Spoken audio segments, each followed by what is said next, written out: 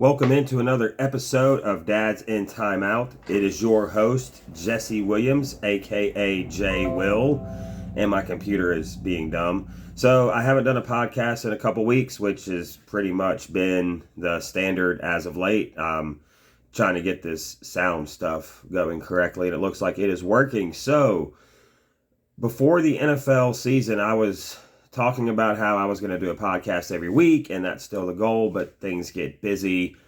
And part of what I wanted to originally do was every week do a preview show, and then every week do a recap show of the NFL games. And then I just decided that, or maybe my boss decided, because I work like every time the NFL is on, I'm at work. So it's Sundays, Mondays, Thursdays, Saturdays for college football, so there's no way I can watch all these games. And then what I do is once the games are over, when I have time and I'm at home, not hanging out with my son, I go in and I watch video highlights of the game to try to give y'all some perspective.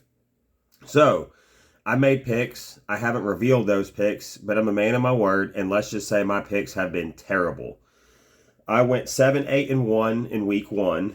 I went 9-7 in week 2, and I went 7-9 last week on NFL game picks. And I could break down all the analysis of why I chose each team to win and all this, that, and the other, but I'm really bad at picks. I don't want y'all making gambling decisions based on you thinking that I might or may not know what I'm talking about on this podcast. And so I'm just going to cover the stuff in the NFL that I find interesting and things that I think that you might find interesting. So this NFL season has been crazy. And to be fair, a lot of these picks that I made were last second upsets. Like I picked the Bengals to beat the Steelers in week 1, not being a homer. And then I picked Pittsburgh to beat New England because I didn't think New England was any good. It just seems like we're worse. And then I picked Cleveland to beat Pittsburgh, and I finally got it right in a game that we were in. And so I say we because I'm a Steelers fan. I know I'm not part of the organization. Calm down. So, anyways, ouch on NFL picks. I'm still going to make them every week and let y'all know how it ends up at the end of the year. I keep them saved in my phone. I just don't have time to do 2 podcasts a week right now. So let's start off with Buffalo and Miami. In my opinion, this doesn't change a whole lot for me about Buffalo. I agree with what everyone else is saying. Buffalo has to run the ball better. I know this because I have Devin Singletary on my fantasy team. He splits carries with Zach Moss, and they're running Josh Allen way too much. Why he threw the ball 60 times in that game, I don't know if they're looking at Miami's secondary and thinking they can exploit it, but too much Josh Allen. And I just actually got done watching those highlights. He looked like Josh Allen. They had to fumble at the goal line, and then the really bad pass at the end of the game, I don't know if that was arm fatigue, but he short hopped a throw into the end zone on 4th down to lose that game. I still think the Bills are one of the favorites in the AFC. I picked them to go to the Super Bowl. I don't remember who I picked to go to the Super Bowl, to be honest. I'd have to go back and look at that. I think I picked the Bills. Maybe if I didn't pick the Bills, I picked the Chiefs. And so, but to me, it's wide open. I haven't laid any money down on that, so I still reserve the right to change my mind based on how the season ends up. Miami, they've got so many fast receivers. They got Cedric Wilson. They've got Tyreek Hill, Jalen Waddle. They have Tua. They have Gesicki. They just have a very Chase Edmonds at running back got them 2 touchdowns. Tua looks sharp, but is Tua going to be able to make the big play in the big moment? Now, getting to the playoffs is the first step. I think if they get to the playoffs and he completes 65% of his passes and the offense looks pretty good, then you feel good about where you're at with Tua. Sorry, guys, I have to take a drink of water. And so I don't think that's a big deal. I think that we'll see. Miami's in first place. I still think Buffalo wins this division, even though they're playing a first-place schedule. And so that's kind of how I feel about that. I'm not too worried about Buffalo. They got to tighten up some things. And the one concerning thing about Buffalo that everyone brings up is this team hasn't won a close game in 2 years. And I feel like that'll change at some point, but until it does, you have to be worried that you can't consistently run the ball, which they never really have under Sean McDermott with these set of running backs. And then they're losing close games again. And so they're still 2-1. I want to move on to Indianapolis versus Kansas City. in a game that, watching those highlights early, it looked like Kansas City was in control. Mahomes was doing Mahomes things. Um, Matt Ryan just looks super old, and I know Indianapolis won this game, and I think Michael Pittman played, but they don't have a deep receiving core. You can't rely too much on Jonathan Taylor. I don't know what to do with the Colts. I picked them to win the AFC South. Jacksonville actually looks pretty good. We'll get to Jacksonville, but in my opinion, this also doesn't change a lot for me. I think I'm trying to remember what happened in that game because I watched the end. Special teams were a disaster for Kansas City. Because I think early in the game they fumbled a punt return, and then that set up a short field for Indianapolis to get on the board. I just think that Indianapolis was due for a win, even though I thought the same thing about the Raiders. We're not going to cover the Raiders game, I don't think, because I didn't watch the highlights of that, and they lost again. The AFC South is a joke. I don't think there's a great team in that. I think whoever wins that is a one and done in the playoffs, in my opinion. I think I overvalued Indianapolis because of Frank Wright and because of Jonathan Taylor and because I thought they had a good defense. They have done nothing for me in fantasy. This team was down 20-0 to the Texans, got blown off the field by the Jaguars, and then hold on to beat Kansas City in a game where Kansas City really just shot themselves in the foot. And so, and Kelsey dropped a touchdown. Okay, that happens. I think Kansas City's fine. I still think they're the best team in their division. Let's get to my team. I'm not even going to cover the game. It was Thursday Night Football, the Browns and the Steelers. Of course, the Browns won. Browns ran all over Pittsburgh. I guess I am covering the game after I said I wasn't going to cover the game, but this is more about just Pittsburgh in general. Listen, I understand that Mike Tomlin is in practice every day and he sees Kenny Pickett and Mitchell Trubisky, but this is just getting sad. I don't want to pile on Mitch Trubisky, but people have said, and you kind of look at it, he doesn't look confident out there. He doesn't look like he believes in his arm. It doesn't look like he believes in his legs, which is supposed to be his strength. And some of the play calls, I don't know how many times I saw a third down play where they threw the ball behind the marker. And so the receiver's going to have to make some impossible play just to get first down yardage. He did throw the ball down the field a couple times. You had George Pickens make that huge catch. And listen, announcers, stop calling him George Pickett. It's George Pickens. I know it's easy to do. Pickett is Kenny. That's the backup quarterback, the rookie out of Pittsburgh that we hope to see sooner than later. And maybe you just kind of see what you have right now. And if you hear anything on the YouTube in the background, I opened up a window because it's a little toasty in here. So if you hear cars driving by, just know that I'm doing what I can to give y'all a podcast, and I may end up having to shut that window because those cars are actually really loud driving by. So at some point, I think you have to play the kid. Deontay Johnson, Claypool, Pickens, Freiermuth, Najee Harris has no room to run the ball. So this is just one of those. Listen, Pittsburgh should have a losing season this year. No TJ Watt. That defense just falls apart without TJ Watt. They can't get to the quarterback. I know they got to Jacoby Brissett a couple times, but it's just a sad time to be a Steelers fan because you have all this offensive talent, you have defensive talent, and it's like it's just going to go to waste because you don't have a quarterback, and now once again you're just getting gashed by running games. Green Bay and Tampa Bay. I kept turning to that game and seeing how low the score was, which I wasn't completely shocked by, but it just seemed like there was no separation in that game. Now, Brady was without Chris Godwin. He was without Mike Evans, who is suspended, and Julio Jones, who once again is hurt. They had Cole Beasley coming off the street. I guess Scotty Miller played in that game. They were just throwing the ball to random people. And they still almost came back and won that game. How Brady takes a delay game as the GOAT in that situation on the 2-point conversion, I don't understand. Maybe he's trying to do the audible stuff too much, which, that's what great quarterbacks do. They audible out of a play they don't think is going to work, but you've got to be conscious of the play clock.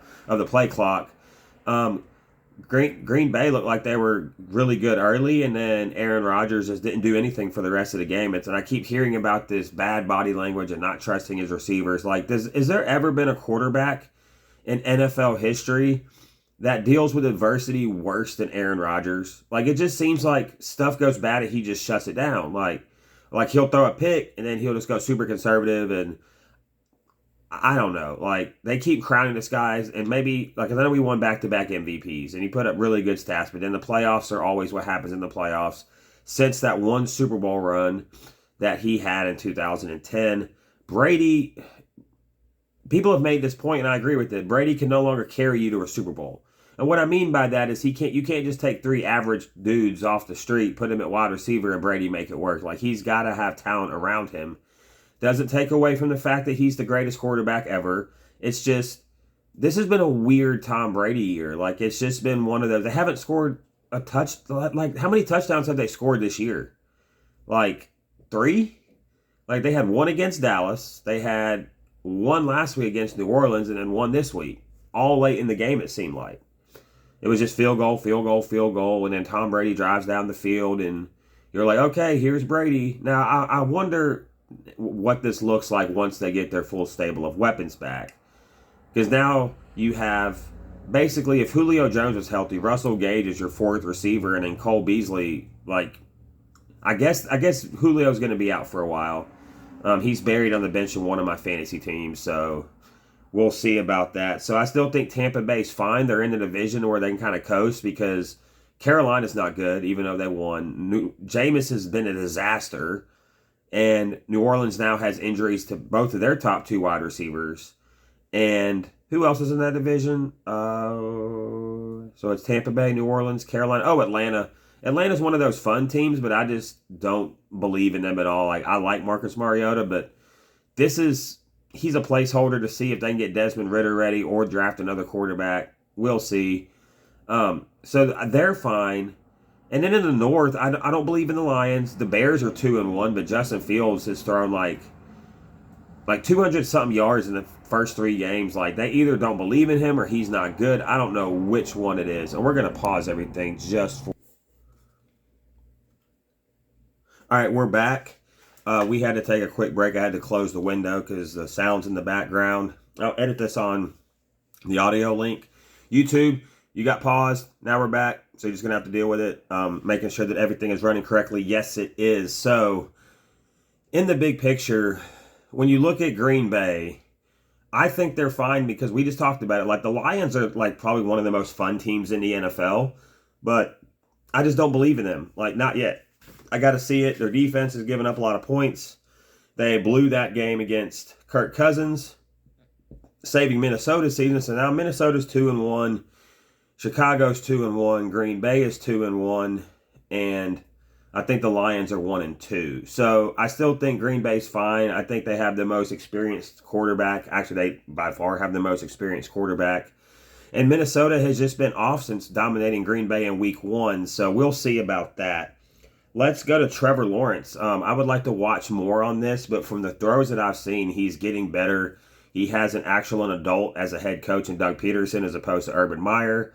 That was a disaster. Just go watch the Rich Eisen show on whatever network that comes on in the mornings. I love the Rich Eisen show. I don't know which network that's on. But he will tell you everything you need to know about Urban Meyer. And to me, this is just one of those deals that Jacksonville has a lot of talent. Yeah, they overspent for Christian Kirk. We understand that. But they have 2 running backs. James Robinson, you can kind of never know which one is going to, carry the load. James Robinson had over 100 yards this past week. Jacksonville's offense looks good. A lot of people are picking them to win the AFC South now. I'm going to wait and see. I know Tennessee got to win. I know that Indianapolis got to win. Houston, they just don't have enough talent. I mean, they're supposed to be one of the worst teams in the league, and Davis Mills might mess around and get them to 500 or 7 wins. I mean, they had the number 1 pick in the draft, I'm pretty sure. Like, correct me if I'm wrong on that, but they were awful last year. And so, we were talking about Trevor Lawrence. Who were they playing? Oh, they were playing the Chargers. Hey, look, hold on. Now these takes are about to get fired. Now I'm getting my second wind. Why in the hell? First off. So last year, or Herbert's rookie year, right? You had the doctor stick the needle up in Tyrod Taylor and punctured his lung, and that's how Justin Herbert got the starting job, and then they brought Tyrod back, and then blah, blah, blah, right? Number one, how is that doctor still on your team. Like, even if it was just you punctured a guy's lung, and then he's doing the same thing to Justin Herbert. Thank God Justin Herbert didn't get his lung punctured, but that's crazy. Then, first off, it's almost like they decided that Justin Herbert was going to make the decision whether or not he was going to play. And I have Herbert on 2 fantasy teams. So I didn't know what to do. I started him. He didn't look great, but he had like fractured cartilage in his ribs, whatever that means. I'm not a doctor or a scientist or a biologist or an anatomy person, none of that. And then they're up 38-10.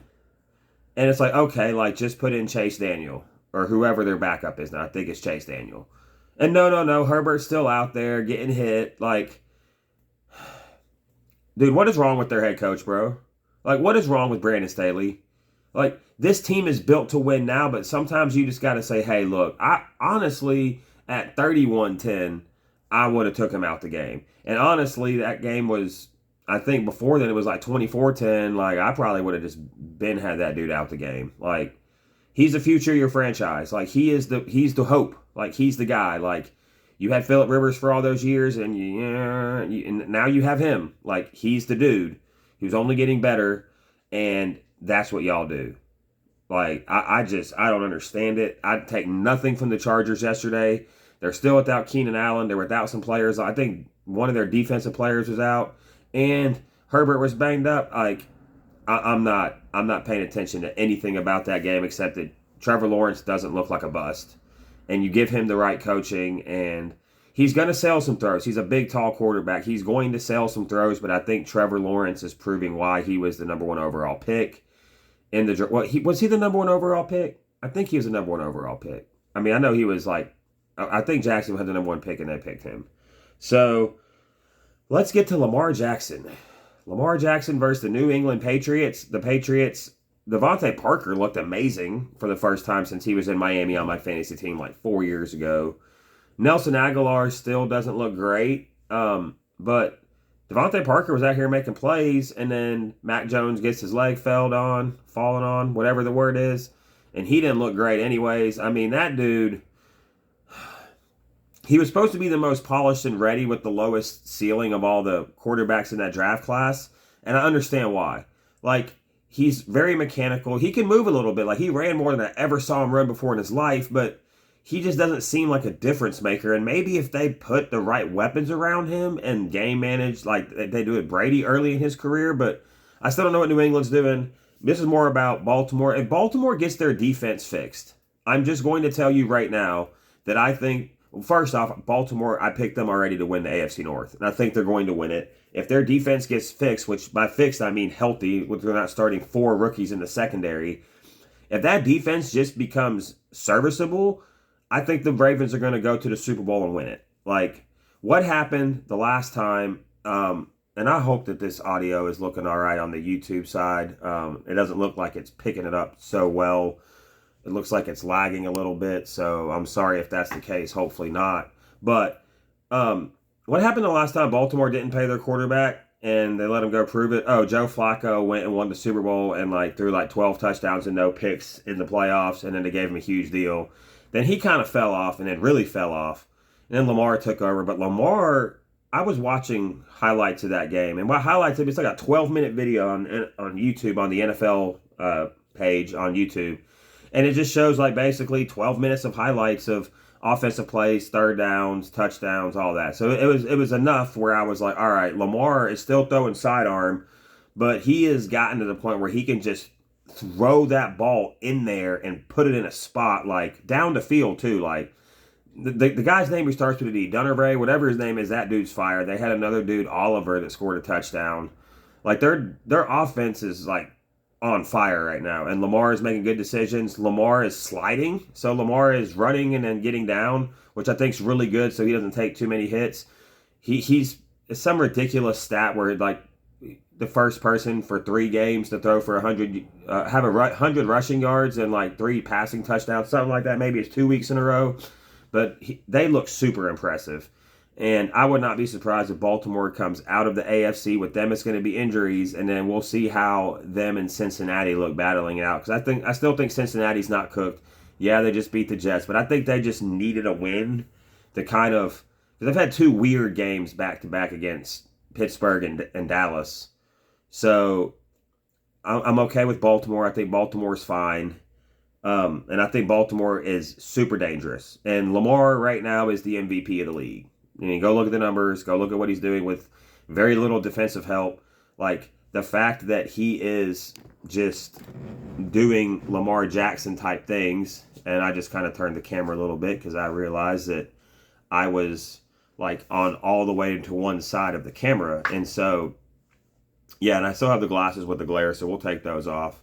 It's just, it's hard to read my notes without my glasses. In fact, I'll keep them on. Y'all could deal with the glare. Boo, I'm a ghost. Yes, so the Philadelphia Eagles.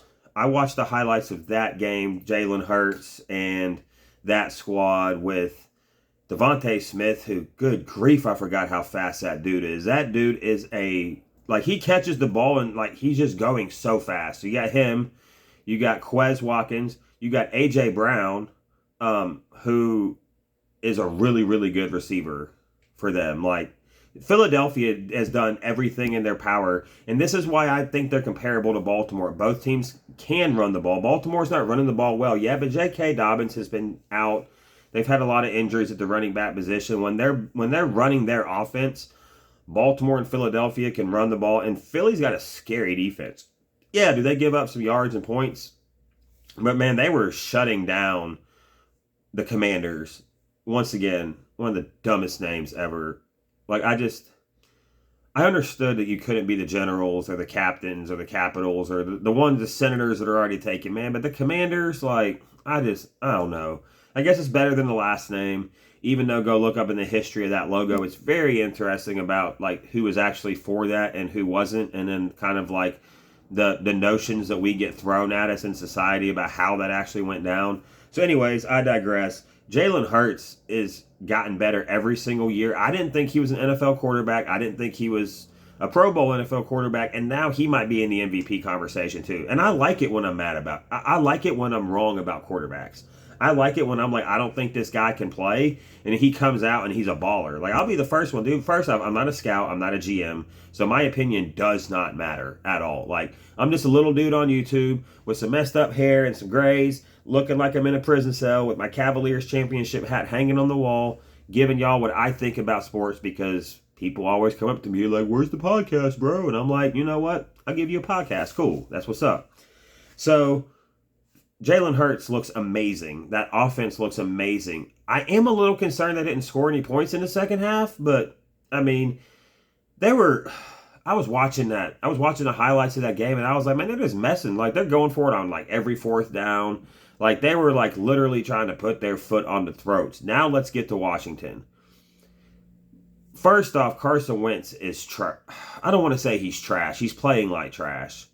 But that offensive line did him no favors yesterday. Like, I'm not even defending Carson Wentz, but I'm sitting here like, I feel like Carson Wentz is ass, but then I'm like, I don't know, dude. Every time I look up, there's like 4 dudes in the backfield, and he's supposed to be mobile, but like, this is not looking good.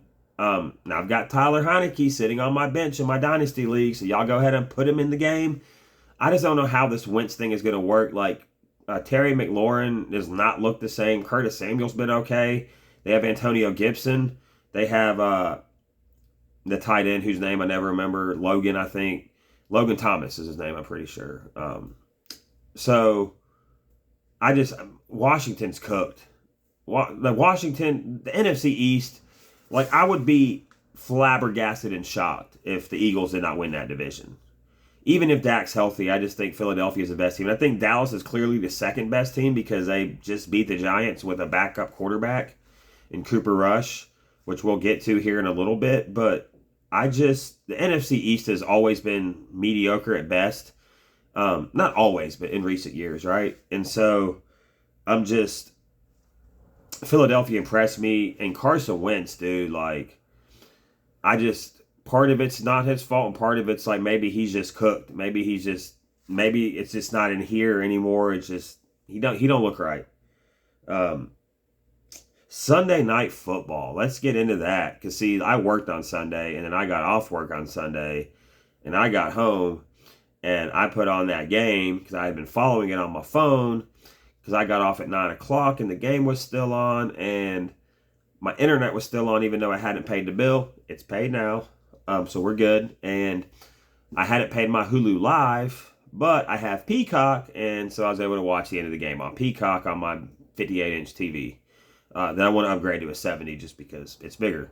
And so I was watching that game, and I'm like, oh my gosh, bro. Like, it's 7-5. It's 7-5, and then it's like I think the final score was 11-10, and Russell Wilson had that one good drive, and you would have thought that, like, Chris Collinsworth was related to this dude because he was like, that's the Russell Wilson we've been wanting to see. If he just, like, it's like they're almost apologizing when these great quarterbacks are bad, especially if they're popular in the media like Russell Wilson is, because, I mean, he's good and he's corny and he's Mr. Say the Right Thing, but then he's all about self-promotion. And listen, Jimmy G ran out of the back of the end zone. Shout out Dan Orlovsky. Since everyone else is saying it, I'll say it too. Dan Orlovsky's was way more hilarious because Dan Orlovsky was running around the back. Dan Orlovsky had no idea he was 2 yards out the back of the end zone. He was still running out there trying to make a play. Jimmy G made some horrible decisions, but he also was like, those defenses were so good. Like, I don't know where the Jimmy G Trey Lance thing lands for me. I don't know how good Trey Lance was going to be. I don't think he was going to be good this year. This team's built to win this year. Let me see Jimmy G not against that defense, and let's just kind of see how this plays out. Once again, I had Jimmy G on the same dynasty team as a backup last year, and he didn't really do much for me, but let's just, he can't be this bad. It's his first start since last year. I'm willing to give him a half benefit of the doubt, and I also don't think he's great. I don't think he's like super, oh, there went my camera feed. Oh, sorry about that, YouTube. Oh my gosh, this has been a train wreck. But y'all were seeing the stand that I'm putting the phone on, so I kind of wanted to get off that. So Sunday Night Football was a disaster. It was a horrible thing to watch. The defenses looked great. There was one throw that Jimmy G threw to the sideline that I was for sure was picked off, and then Collinsworth said it. And had that defender broke like half a second earlier, he would have gone to the house. Somehow he threw the ball. I don't remember who the receiver was, because I had Ayuk and Deebo Samuel, and their fantasy points stayed the same after halftime. So that game was just ugly. Then Monday Night Football, we had Cowboys and Giants. All the Cowboys fans in the world. Dallas is 2-1. The Giants are 2-1. They're sitting there behind Philly.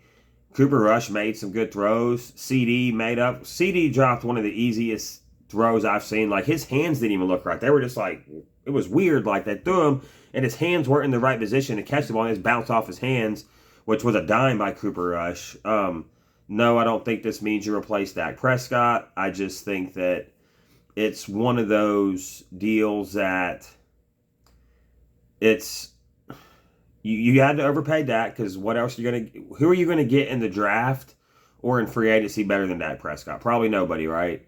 And so you're stuck with Dak. You're stuck with, I mean, the running game for Dallas was good last night. Of course, I picked the Giants because, you know, they had their starting quarterback. And I didn't see the interception, so someone correct me if I'm wrong. But, I mean, I was just waiting for because I kept seeing that there were no turnovers by either quarterback, like interception-wise, right? No interceptions. I'm like, all right, I'm just waiting for the Daniel Jones interception that's going to cost the Giants. And it happened at the end of the game. Now, whether or not the interception was his fault, whatever, I didn't see the play. I just know he threw an interception and they lost. So this is the issue with the Giants is, like, this isn't the guy. Like, no matter what you do, this is not the guy. Unless Brian Daboll turns him into something that I just don't think, he wasn't that good at Duke. Like, why are we picking a first-round quarterback out of Duke simply because, and I know, it was Eli's coach at Ole Miss that was now the head coach. That was the head coach of Duke, that coached Daniel Jones at Duke. Cause like he's in with the Mannings, but that the dude's not a Manning. His last name is Jones, not Manning. So that kind of kills that argument. So going forward, I haven't looked at the schedule, and it's on my phone. Sorry, Spotify and Apple and Google listeners. I was thirsty, so I took a drink. The NFL going forward, basically, to me, Buffalo, Kansas City, and Baltimore are the only teams I think can come out of the AFC. I think Miami's interesting. I think the Chargers are interesting. And I have no idea what to do with the Broncos and the Raiders, but neither look very good. No team in the AFC South can win this, come out and represent the AFC in the Super Bowl. And right now, I would lean toward Baltimore. The way Lamar's playing, you only got to fix one side of the ball. And that's mainly due to injuries. And I trust Baltimore on that side of the football. In the NFC, to me, it's a little more wide open because I did watch the highlights of the Rams and the Cardinals game, which I know we didn't talk about in the rundown. But I want to see Arizona once they get Hopkins back. And I know that's another 3 weeks. So it's another 3 games without D-Hop.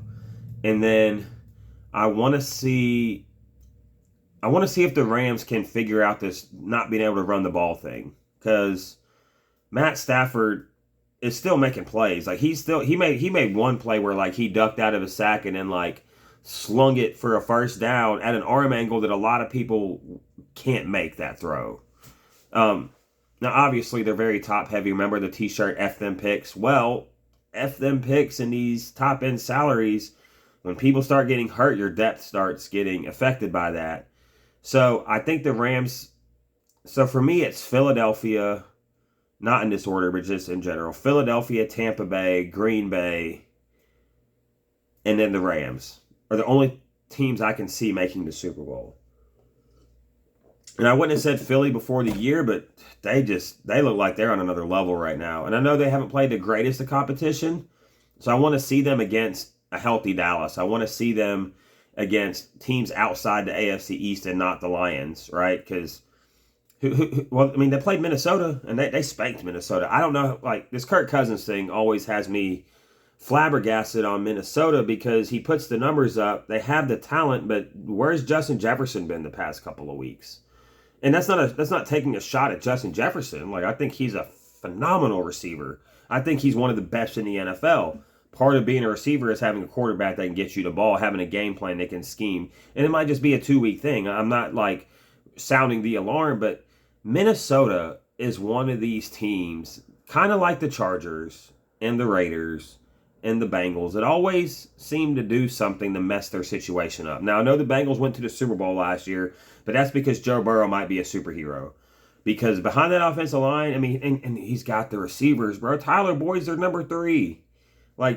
They're really good. So don't count out Cincinnati yet. But Minnesota, I don't think Kirk Cousins is a guy to take you to the promised land. He's going to make you good, really good, but not great. Which is kind of the story of him. Really good, not great.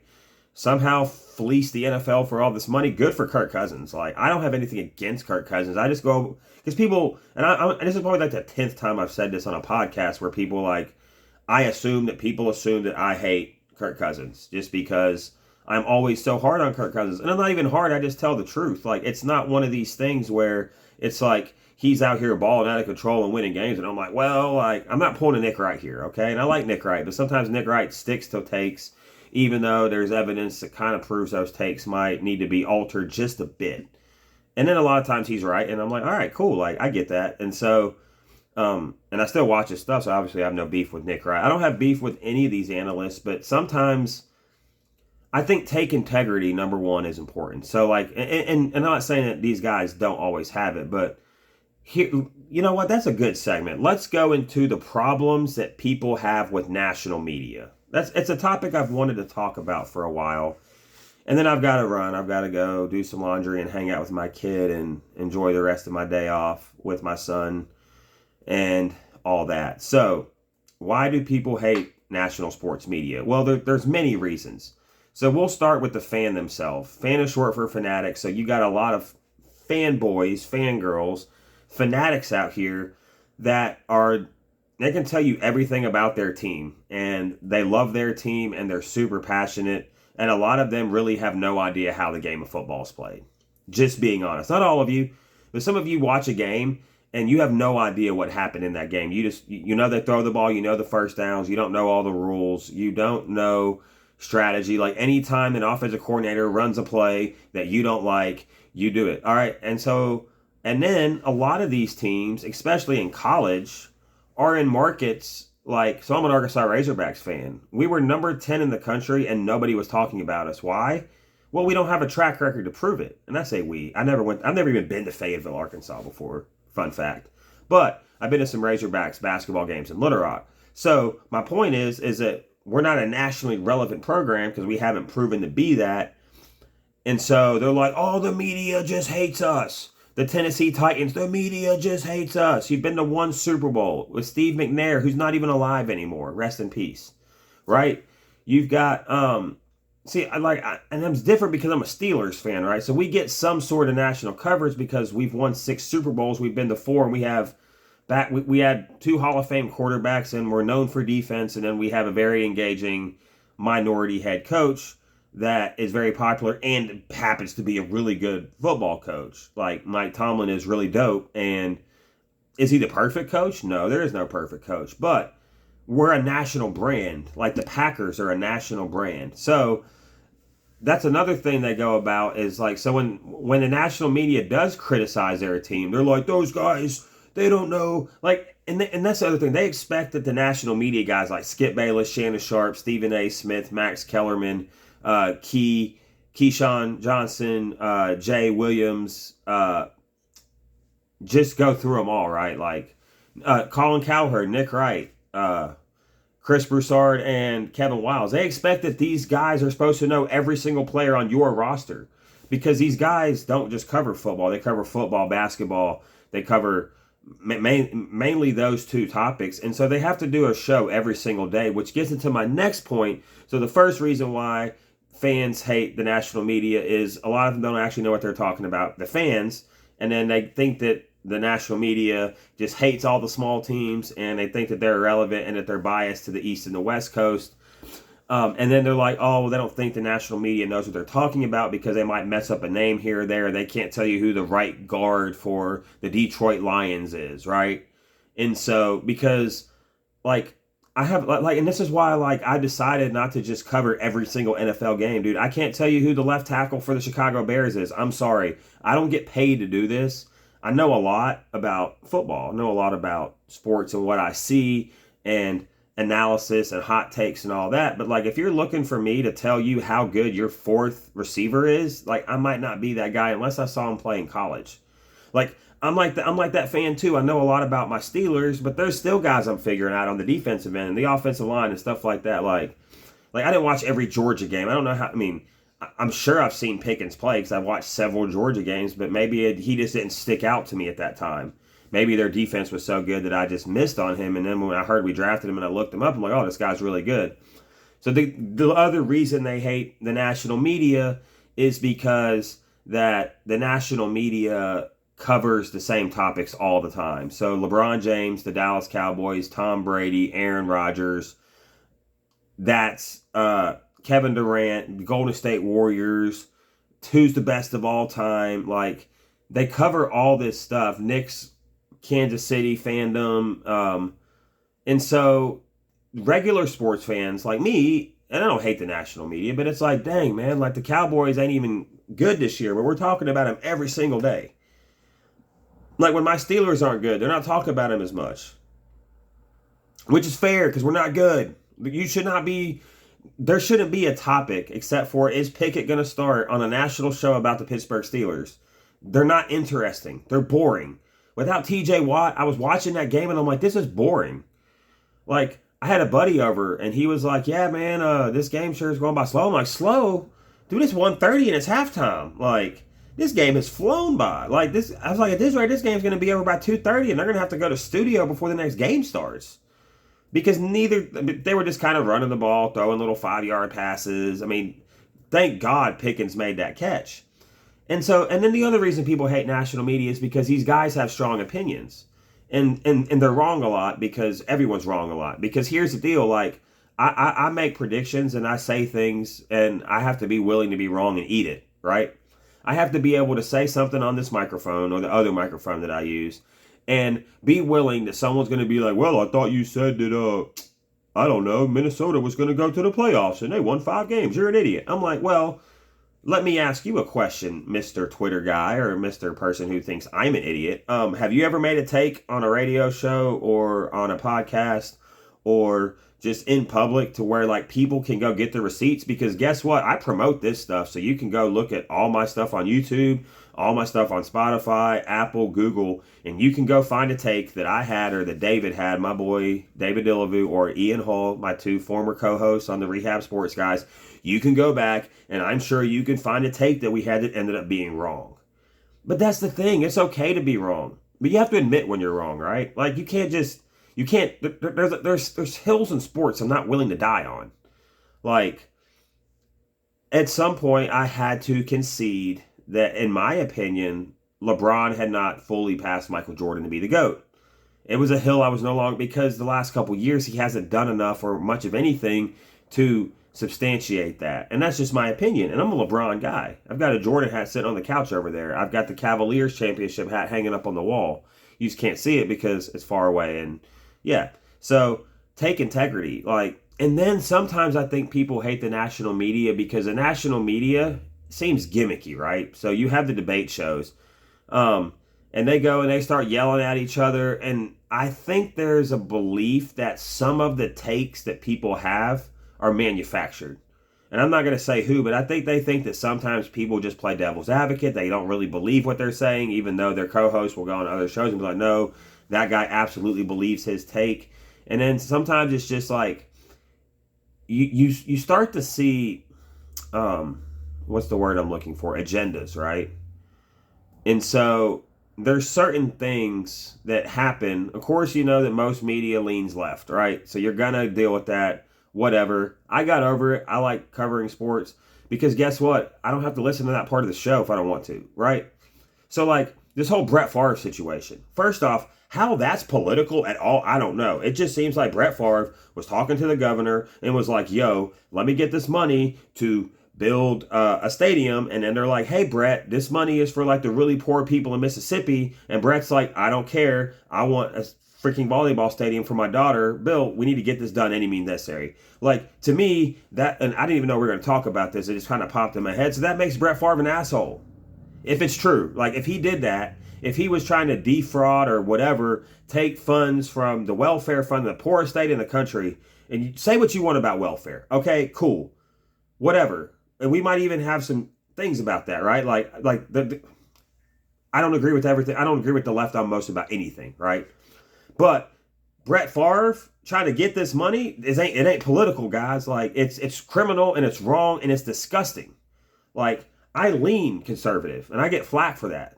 And that's more because of like my Christian upbringing and my values and my faith and everything else. But like, what's political about Brett Favre trying to defraud the Mississippi money for the poor? Whether you think people should have welfare or not, whatever, Brett Favre did that.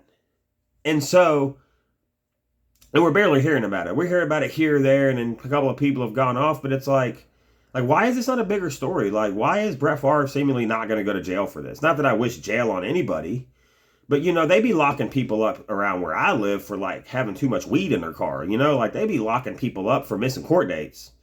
Like, they be locking people up for white-collar crime. Like, you stole, listen, like, I'm not advocating crime at all. And but, like, Brett Favre, really? Like, that, like, I can't look at him, like, if he did this, I can't look at him the same. It's one thing to defraud the government. Because here's the thing. Y'all don't remember, was it Clinton Portis that just went to jail over this? Was it Clinton Portis? It was one of the Miami running backs that played in Washington. I think it was Clinton Portis. He played at the U, and then he had played in the NFL, and then like he and some other dudes conspired to defraud like the NFL insurance policy or whatever for like a couple $1 million. And like he went to jail. But Brett Favre's not going to go to jail? And I know what y'all are going to say. It's a black-white thing. I don't know. But let's look at that on both sides. People are going to get mad, but I'm going to bring this up. I have noticed in the last 10 years.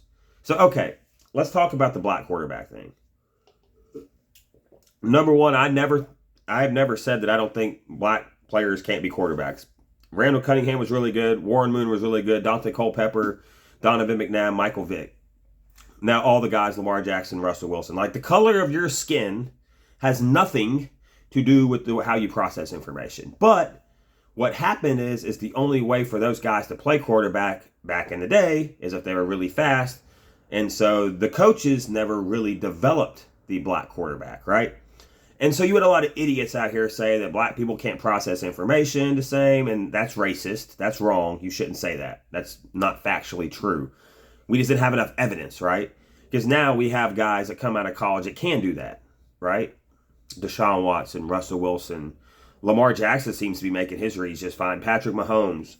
And so what I think happened is African-American quarterbacks got a lot of unnecessary criticism early on during this thing. So in the 90s, early 2000s, right? Like basically if you had a black quarterback, you just assumed that he was a running quarterback, right? And now that's kind of been disproven. But I think it's flipped to the other side to where unless you're Jameis Winston, it seems like, so remember when Nathan Peterman, and we all crushed Nathan Peterman for being as bad as he was. It seems like it's really easy to crush on the white backup quarterbacks than it is on the African-American ones. Like, can we just admit Jacoby Brissett's not that good? Like, they always clarify it with, oh, he's a great guy. He works so hard. And all that may be true. And I have no beef with any of these quarterbacks. I just want to look at a quarterback and say, is that guy good or is that guy bad? I don't need it qualified. Whether he's white, whether he's black, whether he's Hispanic, whether you got a Chinese quarterback out there, I don't care. Now, the historical stuff about how black quarterbacks were treated is important, and it needs to be recognized. But I think we're past that now. Now, you still have dumbasses that are saying stuff, these GMs that refuse to be named, that are all like saying that Patrick Mahomes doesn't have a second read and is playing street ball. Those people are ignorant. The guys that, and see, here's why the Lamar Jackson thing is frustrating, because Lamar is really, really good now, and he was really, really good in college, but the questions about him throwing the ball and the kind of throws he could make coming out of college and in his first couple years were legitimate complaints. It doesn't mean that he should have been a running back or a wide receiver. It just means, hey, this part of his game he needs to improve on. There's nothing wrong with saying that. Same with Hurts, same with Tua, same with a lot of the quarterbacks coming. Josh Allen. I thought that Josh Allen was a long shot because I didn't know you could teach accuracy in the NFL. And I was wrong. Now, I don't think I ever thought Josh Allen would be a bust. I didn't see like MVP level Josh Allen coming. And so, hey, I was wrong about him.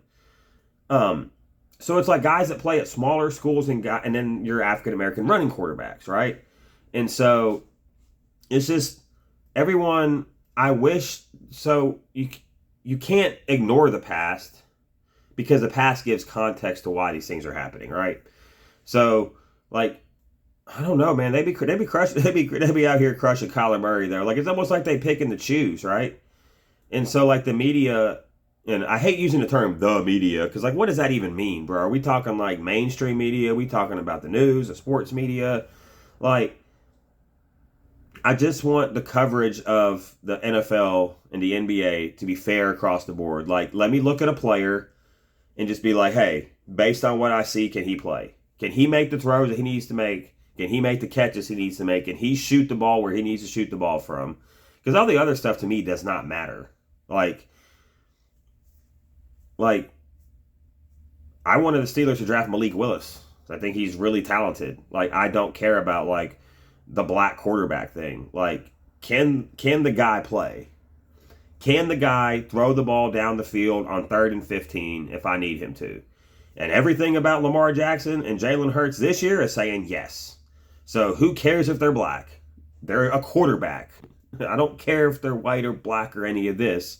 But it is interesting that Jacoby Brissett's the main one that he gets treated with like the softest of kittiest gloves. Like, and you could be like, he keeps getting put in bad situations. Listen, if he was really, really, really good, he would be in a better situation.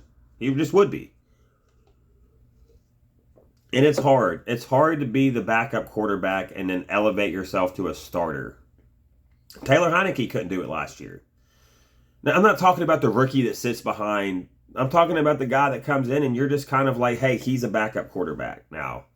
And then, like, you look at Brissett and, like, he was a placeholder in Indianapolis. I don't remember where he played last year, but he wasn't very good. Was he with Cleveland? I don't remember who he was with last year. I have no idea. I know he was with the Colts, and then before that he was with the Patriots. And so it's just like, can we just say he's not good? He's not bad. Like, he made some plays against the Steelers, which has now not becoming that impressive. And I hope I didn't offend anybody with that. Like, the whole thing is treat everybody the same regardless of their race, right? Don't steal from poor people, Brett Favre, because that's disgusting. Judge a player based on his ability, not the color of his skin. And don't treat certain people with kid gloves. Like, they're players. Are they good? Are they bad? Period. All the other nonsense I could care less about. Anyways, starting to lose my voice, just coming off being sick. So, this has been another episode of the Dads in Timeout Sports Show. My name is Jesse Williams, a.k.a. J Will. Check me out on Twitter at JWillSportsGuy. And until next time, I will see you later. Hit the subscribe button on YouTube and subscribe on Spotify, Apple, Google, or check us out on Anchor for other places where you may be able to see this podcast. Have a good day and God bless.